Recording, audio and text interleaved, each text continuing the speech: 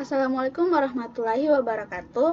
Perkenalkan, nama saya Maryam Usman, kelas 3B, jurusan Pendidikan Guru Sekolah Dasar. Yang saya hormati Ibu dosen Nur Fadliah SPD MPD sebagai pengampuh mata kuliah pengembangan kurikulum di SD. Kali ini saya akan membawakan materi tentang organisasi kurikulum. Yang pertama yaitu pengertian organisasi kurikulum. Organisasi kurikulum adalah pola dan susunan komponen-komponen kurikulum yang diorganisasi menjadi mata pelajaran, program, lensos, topik, unit yang tujuannya untuk mempermudah siswa memahami apa yang diajarkan sehingga menguasai kompetensi yang telah ditetapkan. Selanjutnya, unsur-unsur organisasi kurikulum. Yang pertama yakni konsep. Konsep merupakan definisi dari apa yang perlu diamati. Konsep menentukan adanya hubungan empiris. Hampir setiap bentuk organisasi kurikulum dibangun berdasarkan konsep seperti peserta didik, masyarakat, kebudayaan, kuantitas dan kualitas ruangan, dan evaluasi. Yang kedua yakni generalisasi. Membuat kumpulan-kumpulan yang jelas dari suatu fenomena di sekitarnya. Yang ketiga, keterampilan, yaitu kemampuan dalam merencanakan organisasi kurikulum dan digunakan sebagai dasar untuk menyusun program yang berkesinambungan. Misalnya, organisasi pengalaman belajar berhubungan dengan keterampilan komprehensif, keterampilan dasar untuk mengerjakan matematika, dan keterampilan dasar untuk menginterpretasikan data. Yang keempat, nilai-nilai, yaitu norma atau kepercayaan yang diungkap sesuatu yang bersifat absolut untuk mengendalikan perilaku.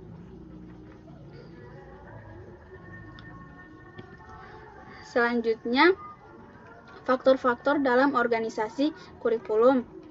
Yang pertama yaitu ruang lingkup.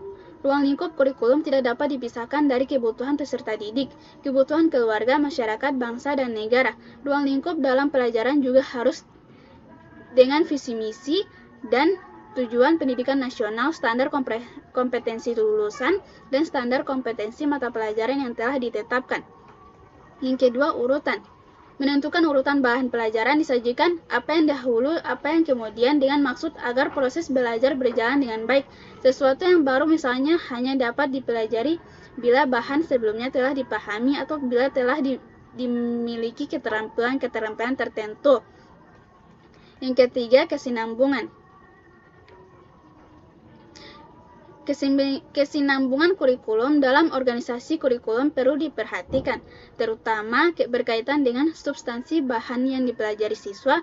Jangan sampai terjadi pengulangan ataupun loncat-loncat yang tidak jelas tingkat kesukarannya. Yang keempat, terpadu. Faktor ini berangkat dari asumsi bahwa bidang-bidang kehidupan memerlukan pemecahan secara multidisiplin. Artinya, jika guru menggunakan subjek kurikulum, maka besar kemungkinan pengetahuan yang diperoleh peserta didik menjadi terlepas-lepas dan tidak fungsional. Yang kelima, keseimbangan. Ada yang menganggap bahwa semua mata pelajaran sama pentingnya dari segi edukatif, ekonomi, studi lanjutan, pengembangan negara, dan sebagainya. Di samping mata pelajaran, wajib tersedia sejumlah mata pelajaran pilihan yang dapat diambil siswa dengan bimbingan guru. Pada umumnya akan diusahakan adanya keseimbangan yang berkenaan dengan pendidikan intelektual, moral, sosial, fisik, estetis, dan keterampilan agar tiap anak mendapat pendidikan yang harmonis. Yang keenam, yakni waktu. Kurikulum akhirnya harus dituangkan dalam bentuk-bentuk mata pelajaran atau kegiatan belajar beserta waktu yang disediakan untuk masing-masing mata pelajaran. Didistribusi waktu kebanyakan didasarkan atas tradisi, pengalaman, atau pertimbangan para pengembang kurikulum. Selanjutnya yakni model-model organisasi di Indonesia. Yang pertama yaitu kurikulum berdasarkan mata pelajaran. Kurikulum ini bertujuan agar generasi muda mengenal hasil kebudayaan dan pengetahuan umat manusia yang telah dikumpulkan sejak berabad-abad, agar mereka tak perlu mencari dan menemukan kembali apa yang telah diperoleh generasi-generasi terdahulu. Dengan demikian, mereka lebih mudah dan lebih cepat membekali diri untuk menghadapi masalah-masalah dalam hidupnya. Yang kedua, mata pelajaran gabungan. Pada mata pelajaran gabungan ini, mata pelajaran yang memiliki kedekatan atau sejenis dikelompokkan sehingga menjadi satu bidang studi. Pola kurikulum ini menghendaki agar mata pelajaran berhubungan dan bersangkut paut satu sama lain, walaupun mungkin batas-batas yang satu dengan yang lain berbeda.